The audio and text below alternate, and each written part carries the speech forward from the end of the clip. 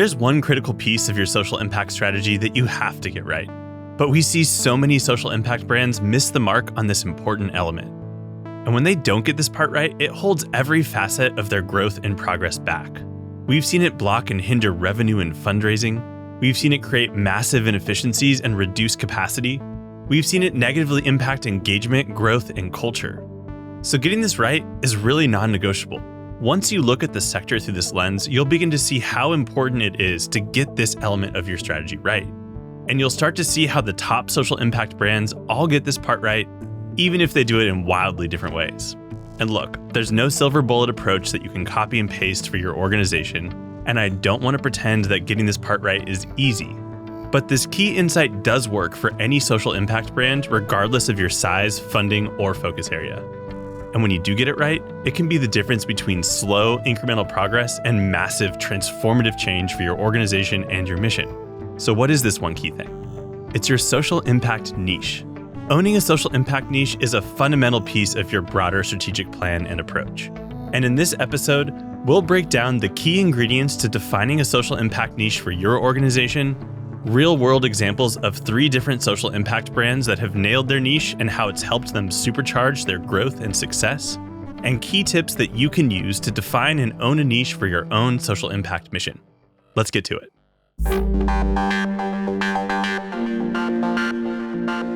I'm Eric Ressler, and this is Designing Tomorrow.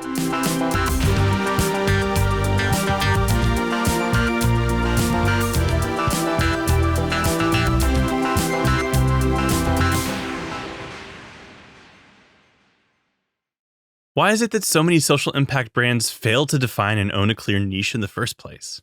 Here's where I think a lot of brands go wrong. They often actually start with a clear niche or point of view. Many times it's part of their origin story or founder story.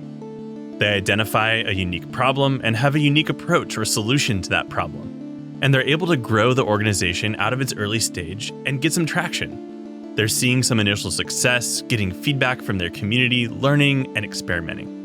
But over time, as the organization grows, that initial spark or point of view starts to dim. It might happen because you get a new grant that's mostly aligned to your mission, but maybe not perfectly aligned.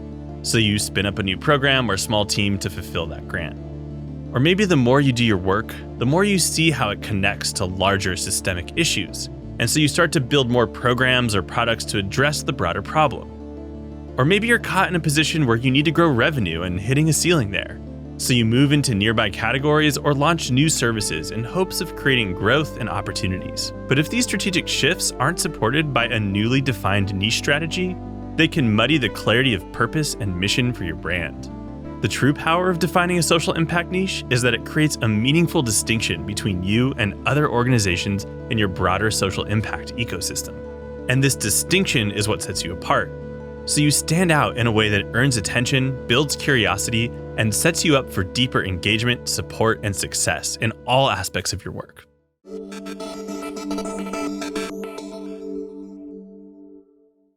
So, how do you define your social impact niche?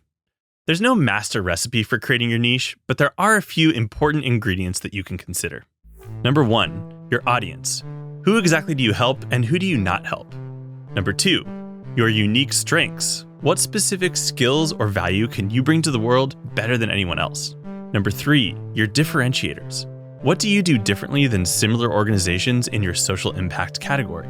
Number 4, your point of view. Your distinct perspective about how the work you do should be done. Number 5, your operating model. How do you actually deliver your impact to the world? Number 6, your revenue model. How do you fund your impact? And how do you allocate those funds to your work? Number 7, your scope. Do you focus on a particular sector, category, or region? Or do you help create impact on a larger global scale? Number 8, your theory of change. How does your work actually create a meaningful impact and move humanity forward? Just like making a delicious meal, there are practically limitless ways to define an ownable and scalable social impact niche. Any one of these ingredients can be differentiators for your mission, but it's really the distinct blend of them working together holistically that creates your specific social impact niche.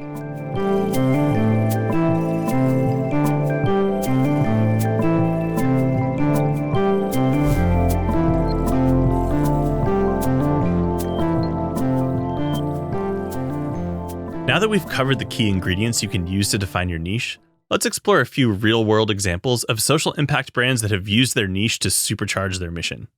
Our first example is turning the tide for smallholder farmers across Africa.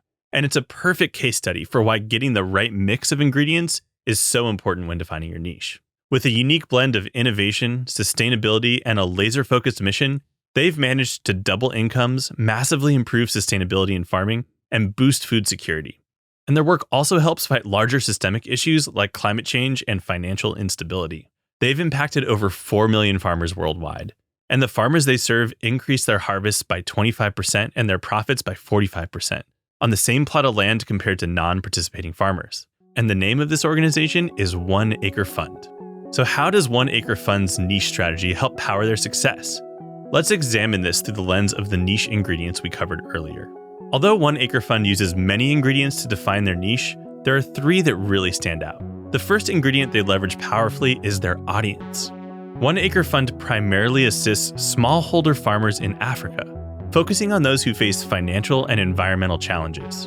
By focusing exclusively on this community, they're able to listen and learn from these farmers deeply to understand their unique challenges and opportunities. They can then develop support, approaches, and solutions that meet these specific needs because they are laser-focused on smallholder farmers in Africa. Their approach likely wouldn't work for large-scale farmers or farmers in South America. And if they'd tried to help all farmers across the world all at once, they likely never would have gained the initial traction needed to make a meaningful impact at all.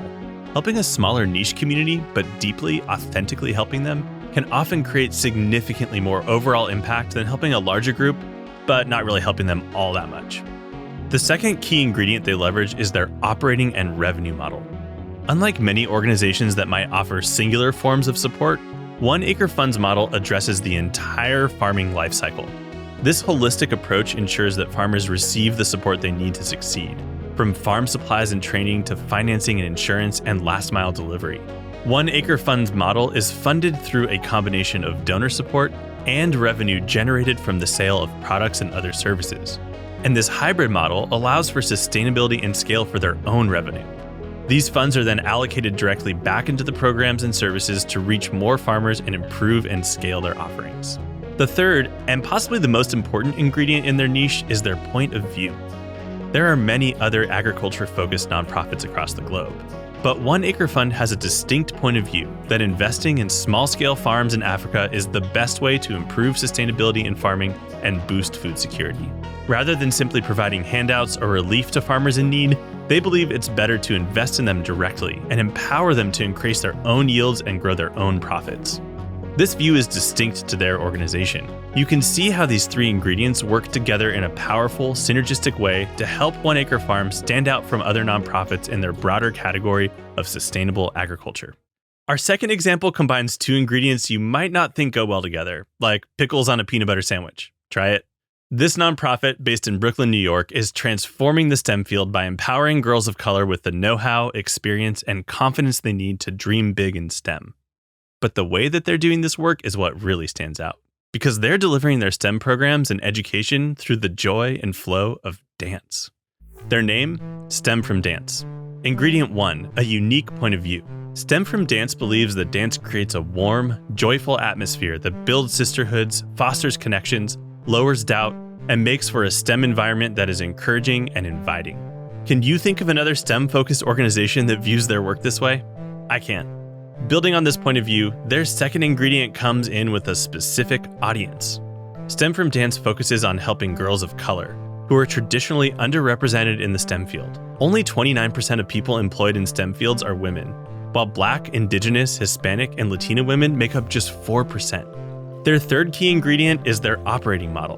By focusing primarily on summer programs as a way to reach new members through their Girls Rise Up program, they deliver meaningful impact and connection to their girls rapidly and foster a tight-knit community from day one. Then they provide deeper follow-on support and nurturing for their members over time to help them transform that initial spark and confidence into meaningful growth and career opportunities in the STEM field. This model also serves as a source of earned revenue for their org, providing flexible funding that they can then reinvest into their team and growth. STEM from Dance was founded on a bold and unexpected premise, and this boldness has earned them well-deserved success in a difficult category. Our third example shows that sometimes owning a niche can be accomplished with a single strong ingredient. This social enterprise saw a unique opportunity to tackle the growing challenge of waste in the global shipping and packaging industry. Each year, 2.2 million tons of expanded polyester foam is produced. This is the foam that you typically see used to keep your products protected in their cardboard boxes, while they travel from corporate warehouses to your front door or business. But standard polyester takes 500 to 1,000 years to biodegrade, and these are just our best estimates. Even as a new and growing startup, their work has already diverted 817 football fields worth of polyester from the landfill and mitigates 17,000 tons of CO2 each year. This social enterprise is Cruise Foam, and their unique solution to this problem comes from the ocean. A small creature in the ocean, actually. Cruise Foam is made of chitin, derived from shrimp cells sustainably sourced from naturally occurring waste streams in the seafood industry. And Cruise Foam biodegrades over 3,000 times faster than expanded polyester. The main recipe that Cruise Foam uses to define their niche is this unique strength, specifically their innovation and development of a new material designed to solve a growing environmental problem. Cruise Foam has essentially designed an entirely new category for themselves and have earned their position as category king in the sustainable packaging industry. You can see how this innovative approach, built on a single strong niche ingredient, clearly provides them with a competitive advantage, allowing them to grow their mission and their impact. We need organizations like Cruise Foam to provide new and novel approaches to our problems, and their solid niche strategy has allowed them to thrive in their broader social impact ecosystem. Examining these three examples gives us a clearer picture of how integral your social impact niche is to your overall success and growth as an organization. All three of these successful social impact brands combined their own special ingredients together in an effective way, unique to them, and set themselves up for successful, sustainable growth. Their niche strategy on its own didn't create their success, but it definitely gave them each a major boost.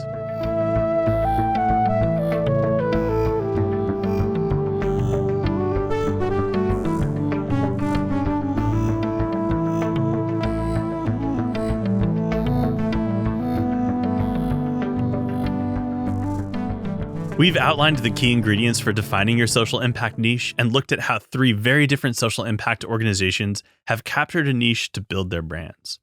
Now let's talk about how you can take these concepts and apply them to your social impact organization.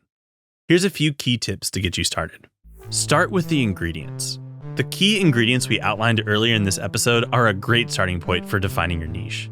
Again, you don't need to use all of the ingredients to create your niche, and sometimes less is more here. Just like with cooking, the ratio of ingredients that you leverage can make or break your results. Include your broader team and community. Soliciting input from your broader team, supporters, and community is important to ensure that you don't end up moving into a niche that doesn't pan out. Of course, your leadership team needs to champion your niche throughout the organization to ensure there is team-wide alignment and execution. But make sure you don't just think about this as a top-down decision. Make sure the time is right. It's often best to integrate this work into larger strategic planning processes or times of growth or pivots. This is often work that should be done when you're looking to break through to the next level, or if you're feeling stuck or like you're spinning in place rather than growing and progressing toward your mission. Define how you'll measure success. Be sure to set some specific goals and success metrics for evaluating any shifts you make when evolving your niche. This doesn't need to be approached in a rigorously scientific way, but you'll at least want to set some clear benchmarks to determine if you're moving in the right direction. Remember, your niche is forward-facing. This work should not be siloed to strategic planning. Your niche should inform and inspire outward-facing branding, content, and storytelling from your organization. Clearly communicating the key ingredients that make up your niche is a very effective way to help frame your impact story and mission to potential funders, your internal team, and your broader community. Reinforce different ingredients of your niche in your ongoing content and campaigns. Show your community how these ingredients help advance your cause. Don't just set it and forget it. Organizations evolve, and so do their niches. You should be assessing the key ingredients in your niche at least once a year. Even if you don't make any big shifts, you'll want to check up on whether your niche is helping you stand out or starting to feel a bit crowded by other similar organizations. Expect this work to be difficult. Niche work is hard work, and it can lead to having to make some challenging decisions. It might even result in sunsetting programs, reducing or reallocating staff and resources, and other major implications for your daily operations. These tips should get you well on your way to defining and owning a unique niche within your broader social impact ecosystem.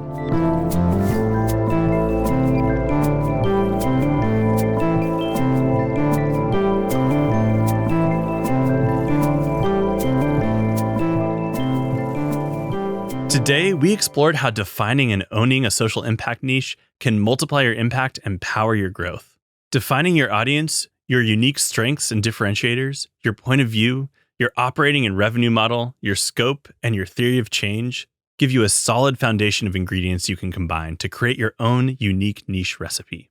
From One Acre Fund's transformative work in Africa to Stem from Dance's daring approach to Cruise Foam's innovative solution to sustainability, we've seen firsthand the power a well-defined niche can unlock for social impact brands. These stories are not meant to be just inspirational.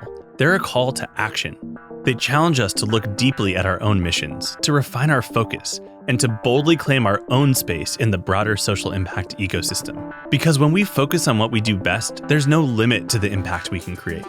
Here's to defining your niche, to standing out, and to reaching your true impact potential. If you enjoyed today's video, please be sure to hit like and subscribe, or even leave us a comment. It really helps. Thank you. And thank you for all that you do for your cause and for being part of the movement to move humanity and the planet forward.